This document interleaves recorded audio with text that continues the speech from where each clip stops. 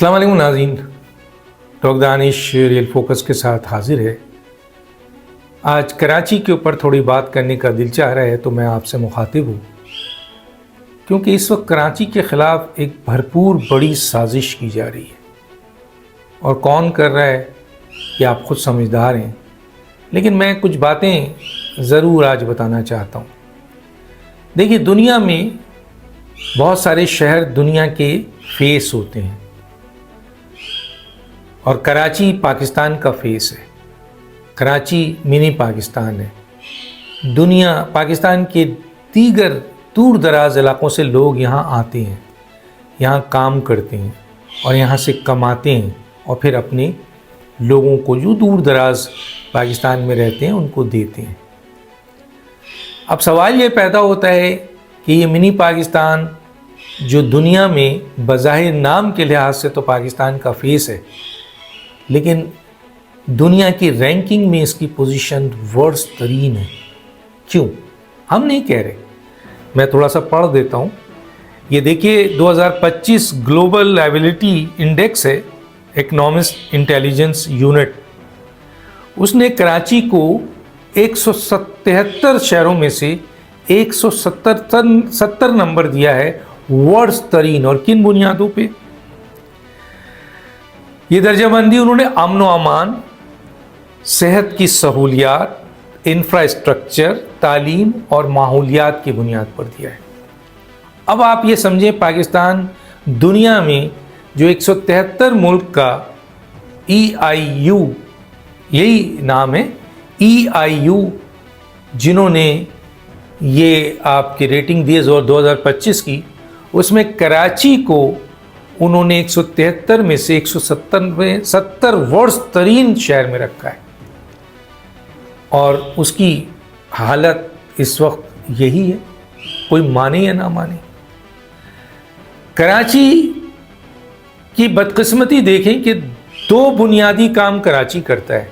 جس طرح میں نے کہا، کراچی انٹرنیشنل سٹی ہے، پاکستان کا فیس ہے، لیکن اس شہر کو پاکستان کے فیس کے بجائے پاکستان کی تباہی کا فیس بنا دیا گیا ہے۔ کراچی دارالحکومت تھا پاکستان کا، ایک سازش کے تحت اس کو یہاں سے اٹھا کر اسلام آباد لے گئے۔ میں اس پہ ڈیٹیل میں بات نہیں کرنا چاہتا۔ اب یہ سندھ کا دارالحکومت ہے، اور اس وقت دنیا کا ورسٹ ترین شہر ہے، چوتھا، جیسے میں نے ذکر کیا۔ اب اس صورتحال میں کراچی کی تباہی، حالانکہ کراچی دو بڑے کام کرتا ہے۔ ایک تو میں نے کہا کہ پورے پاکستان سے لوگ یہاں آتے ہیں، کیونکہ یہ منی پاکستان ہے، اور یہاں پر لوگ اپنے روزگار کے لیے آتے ہیں، کماتے ہیں، اور پیسہ اپنے اپنے گھروں میں بھیجتے ہیں، جہاں ان کے اولاد، بچے، فیملی جو ہیں وہ زندگی گزارتے ہیں۔ کتنا اہم کام کرتا ہے کراچی۔ اور دوسرا، یہ ریونیو جنریٹ کرتا ہے، مرکز کو 65% دیتا ہے، اور سندھ صوبہ کو 85% سے زیادہ دیتا ہے۔ یعنی کراچی کا ریونیو نکال دیا جائے تو نہ لاہور رہے گا، نہ اسلام آباد رہے گا، نہ فیصل آباد رہے گا، نہ کوئی اور شہر رہے گا، کیونکہ کوئی پاکستان کا شہر اتنا ریونیو مرکز کو نہیں دیتا ہے۔ کیونکہ NFC ایوارڈ کے ذریعے جب یہ ریونیو بانٹے جاتے ہیں تو 51.7% جو ریونیو ہے وہ پنجاب کے حصے میں چلا جاتا ہے، اور پنجاب کو اتنا بڑا اماؤنٹ ملتا ہے، تو کیا پنجاب اتنا کما کے دیتا ہے؟ کیا لاہور اتنا کما کے دیتا ہے؟ جواب ہے نو۔ کون کما کے دیتا ہے؟ کراچی۔ اور جب کراچی یہ کما کے دیتا ہے تو یہ پیسہ کراچی پہ نہیں لگتا ہے، یہ لاہور میں لگتا ہے، یہ اسلام آباد پہ لگتا ہے، یہ پاکستان کے دیگر شہروں پہ لگتا ہے۔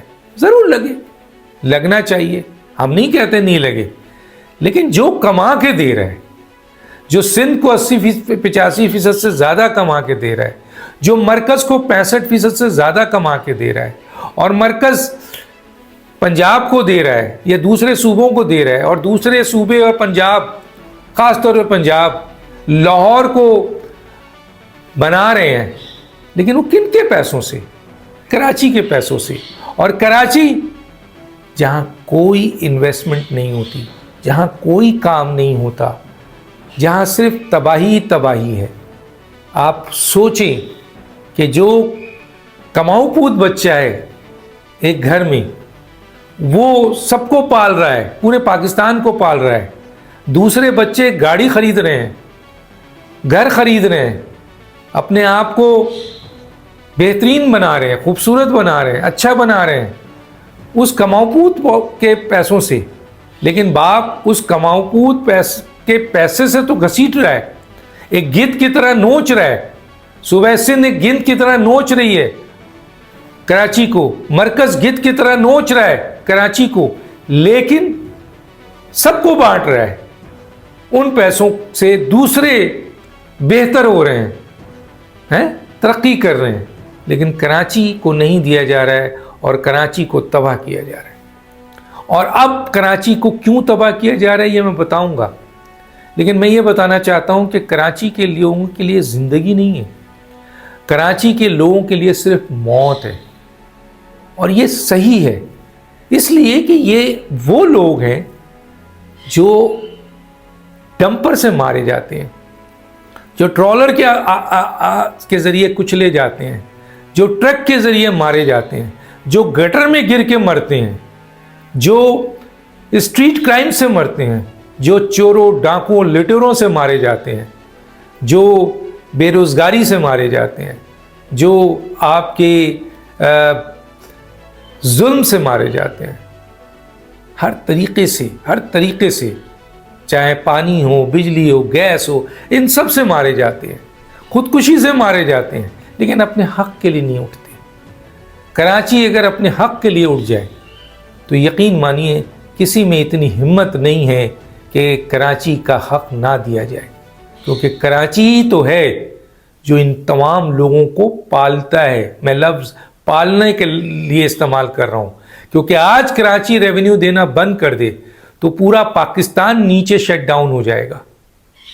یہ وہ مقام ہے، لیکن اس کی سڑکیں دیکھیں، اس کی صحت کی سہولیات دیکھیں، اس کی تعلیم دیکھیں، وہاں روزگار دیکھیں، وہاں آپ انفراسٹرکچر دیکھیں، ہر طریقے کی تباہی ہے۔ کیوں یہ EIU نے جو انٹیلیجنس آپ کے انڈیکس ہے، انہوں نے یہ جو دیا ہے اس میں یہی تمام چیزیں تو دی ہے کہ لا اینڈ آرڈر سچویشن یہاں خراب ہے، صحت کے حالات نہیں ہیں، انفراسٹرکچر دیکھ لیں، تعلیم دیکھ لیں، سب ورسٹ ہے۔ تو کراچی کی تباہی